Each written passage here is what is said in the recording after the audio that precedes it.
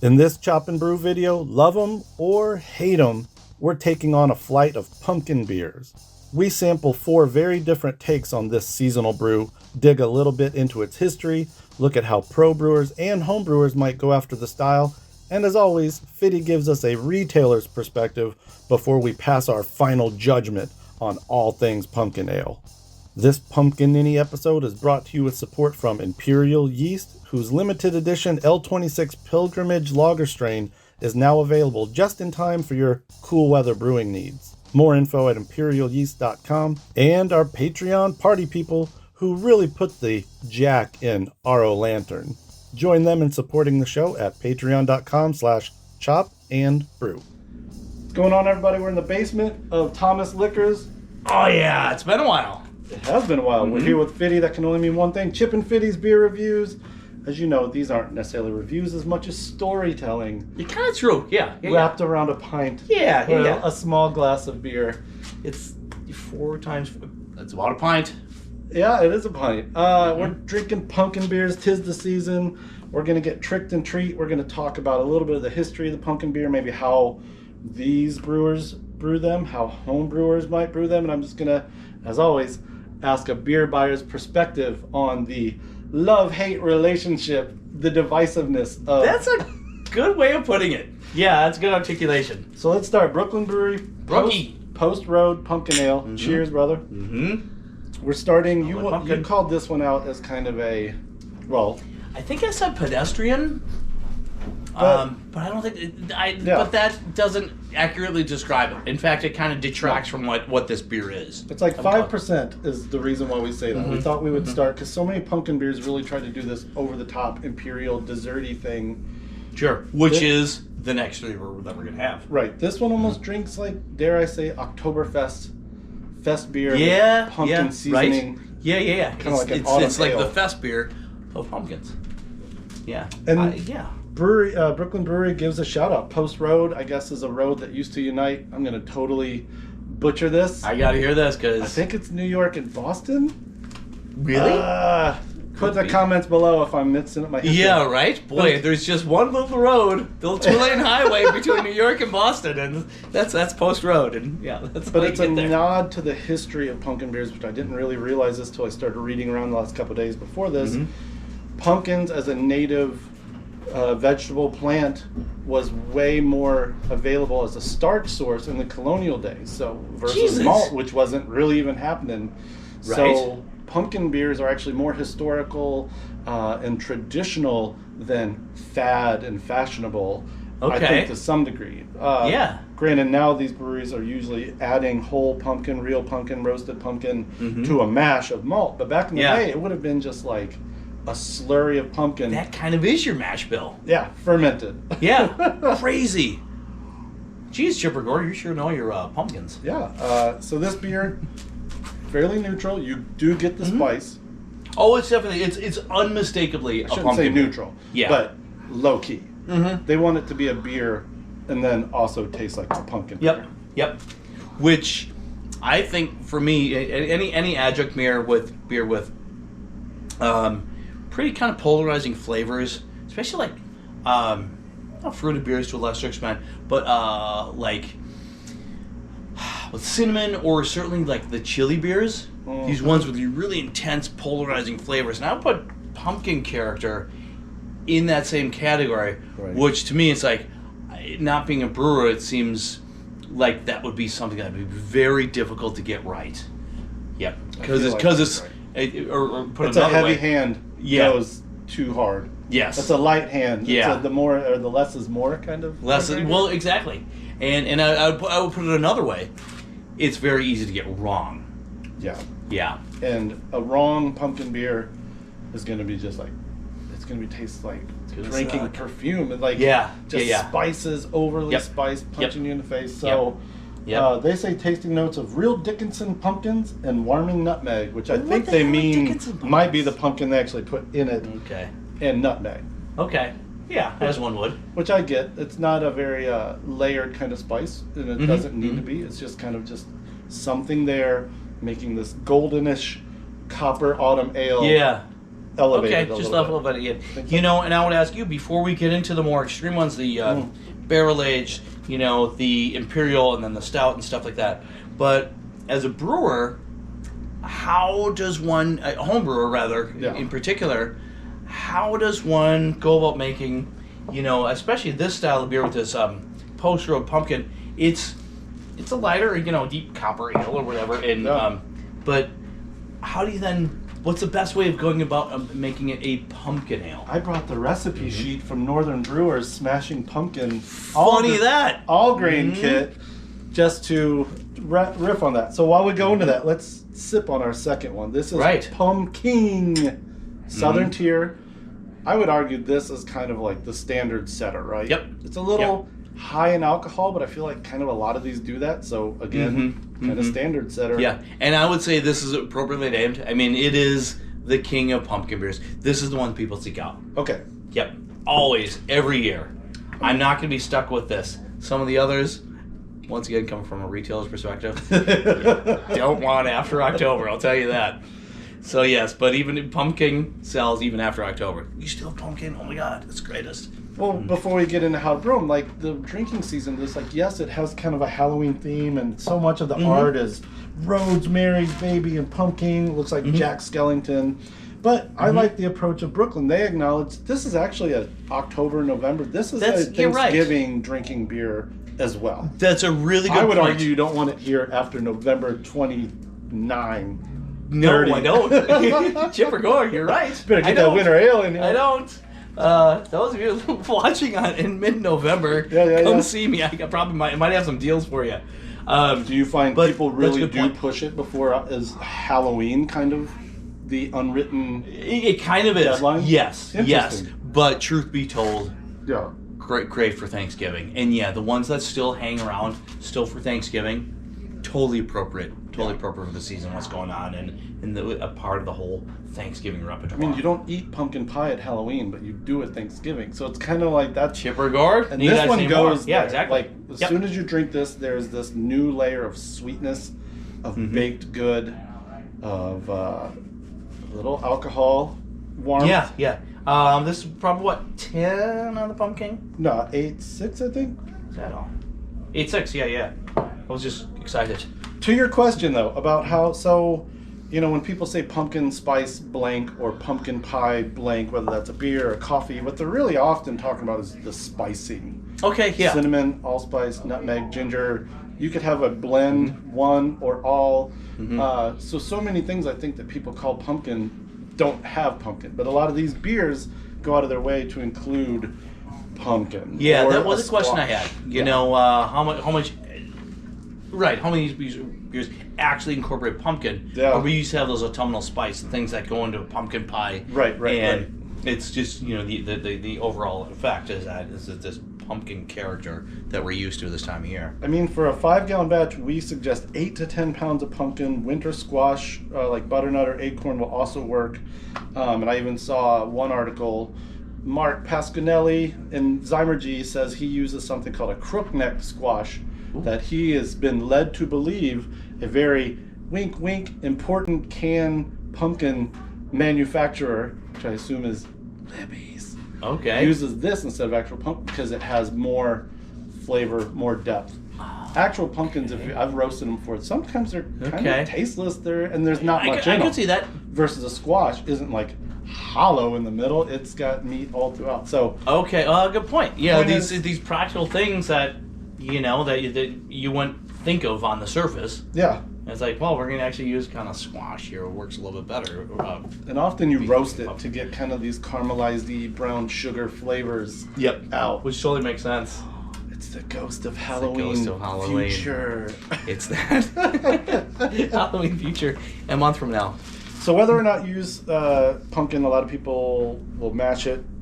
Mark makes the point that it should be boiled. He thinks it really cooks the flavor out. Sorry, I just hit that back. But go on, cooks the flavor. Yes, it brings the flavor out. But largely, even if you cook with zero pumpkin, the spice is the thing, and it seems like most people use it at an end of boil addition. You don't boil these spices for an hour and blow off all of their aromatics. Okay, because then you're going to lose a lot of that. Yeah, you use it basically like a whirlpool hop. So anything else to say about pumpkin?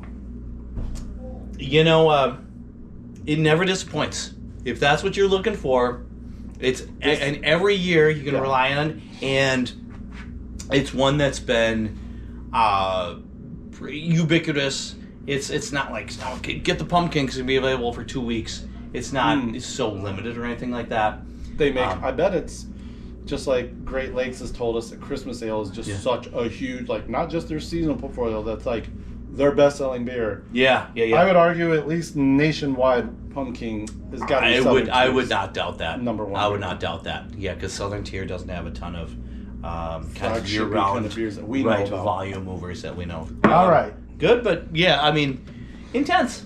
Like you said, you might be looking for that versus post-road if you're out to, like, wow your taste buds or wow a party guest at Thanksgiving, Halloween. Roadsmary, baby, you put me on this, and I bought a 6-pack when Ivar and Johnny were in town. Everybody loved it. This is a rum barrel-aged pumpkin ale, and I am here for it. It's noticeably darker. Yep. Whether or not that's from, like, the grist, they don't list what's in it, but whether that's from the grist or pulling color from both the barrel and the barrel. Yeah, perhaps. I don't know. Chipper Gore, I've never had this beer. I'm going to find out, and I love going into a new beer. Some of these pumpkin or rum barrel aged pumpkin beer. So there's interesting stuff going on, clearly. But I've never had it. I'm really looking forward to taking this first sip. I think, far more balanced than I was ever expecting. Yes. Yep. Yeah. I don't know if that's the base beer or the rum, the barrel kind of coming in and just being like, I'm going to do what I do to this That's beer. That's what I'm thinking. Yeah. I think this would be, the rum barrel is doing this a service. You know, really melding it together, as barrel aging should be doing. You know, let's bring all the stuff going on, and we're all going to make it harmonious. Think about how intense a pumpkin beer would have to be going into a barrel to still really shine and overpower on the back end of that conditioning process. Yeah, right.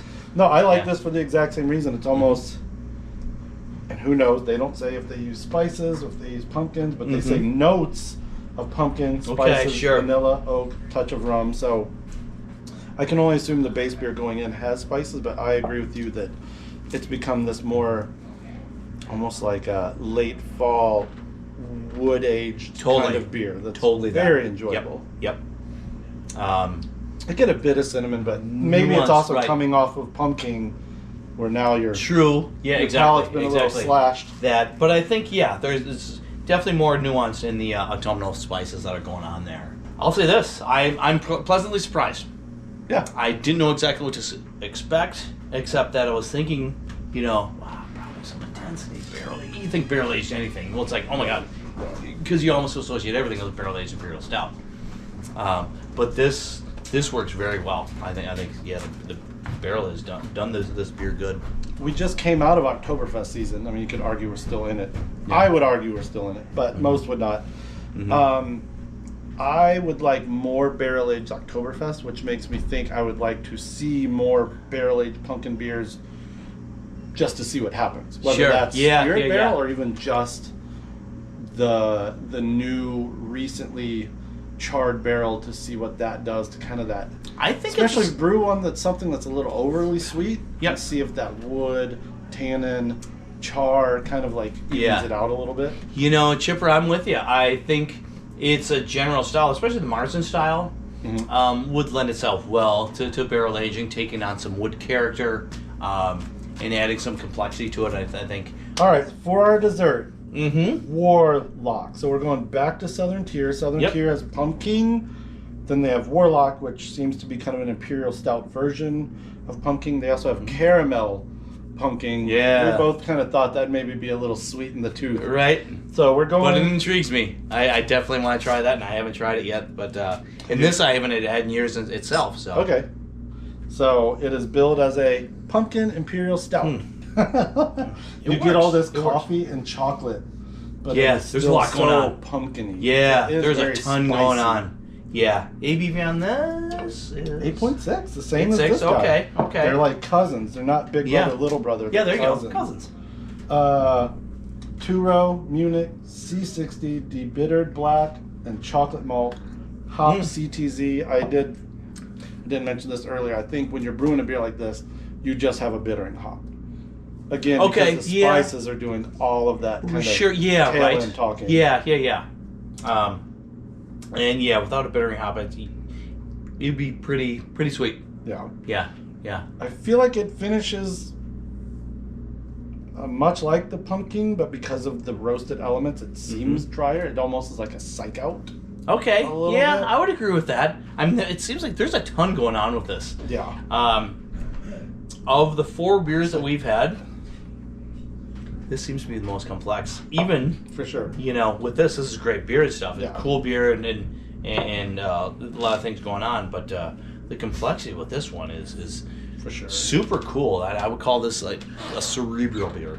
You take us, right? In that, and when I say that, it's like you take a sip, you really want to think about what's going on, because I think that relates to just a complex beer, the complexity to it.